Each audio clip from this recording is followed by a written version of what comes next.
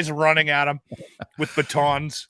So then I get to the desk and I give her my stuff, and I'm feeling like a fucking vaccine god, right? Like I'm like, yeah, look at me, again. And the woman goes, "Will you excuse me for a second?" I go, "No problem, babe." Well, yeah. No, you didn't. No, I didn't. No, but I'm exaggerating because the letdown was significant. So I'm like, "No problem, babe. Guy, you got it." And she comes back with like 2 supervisors, 1 female, 1 giant dude. And they're like, "Hi, can we talk to you for a second?" And I'm like, "Yeah, sure. No problem."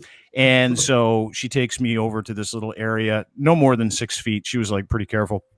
She's like, "We got a new list this morning and you're not on the hotspot list." I go, "I'm confirmed. I got the confirmation right here. Like you need to have the proper address on your driver's license to be able to make the appointment. You can't even make the appointment unless you are in the area and it's legitimate information and the software tells you, right? They just won't let you make the appointment." But I didn't say that. I just said, "Okay." And she goes, "So you're going to have to come back another time." And I go, "Okay." And then she goes, "Please don't freak out." We had this guy in here. Please don't Italian freak out. Bodybuilder was in here just seconds ago, and He's used to needles. we're laughing about it. But isn't this part of the problem that we were talking about the last time we were talking about this on the podcast about how the distribution of this is like that's actually kind of unbelievable that you would be already there, you pass the checkpoints, and they wouldn't just be like, "Oh, we're going to jab you," even though you were on yesterday's list. Yeah. Doesn't everybody have to get the goddamn thing? Yeah, like, come on.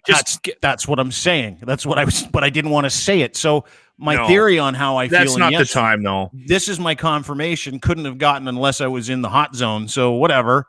And I was so fucking like, I'm really working hard on not being a complete douche for the rest of my life, not being governed by my emotions, not being emotionally advantageous of the situation, not trying to get what I want, but just go with nature.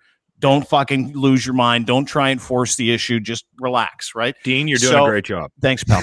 So I went to as I'm walking out, she says, "Thank you for not freaking out." And the big guy now is like right behind me because apparently, I guess people must, by the time they get to the door, fucking lose their marbles. And I'm like, yeah. I go, "It is absolutely not your fault. I really appreciate what you guys are doing here nonetheless. Thank you."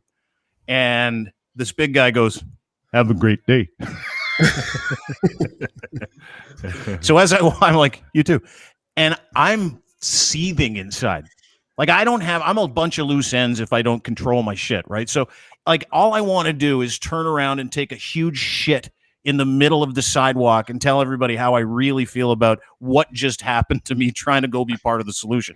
But that's old Dean. Dean 2.0 can't do it. So I begrudgingly made this video, and now this is where I'm at. And I think it's been seen like 12,000 times in the last couple hours. But this was my initial reaction when I left. Keep in mind, I was fairly disappointed at this point. Just left. Got told I can't get my vaccine today because the postal code hot zones have changed from yesterday to today. So they have plenty of vaccines. However, my postal code that was up yesterday is no longer valid today. That has changed.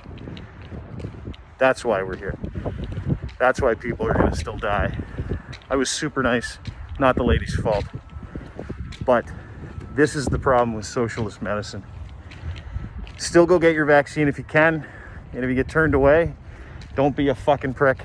Just say thank you and keep moving. Absolutely fucking disappointed. Absolutely. That's what came out of me when I was at my best.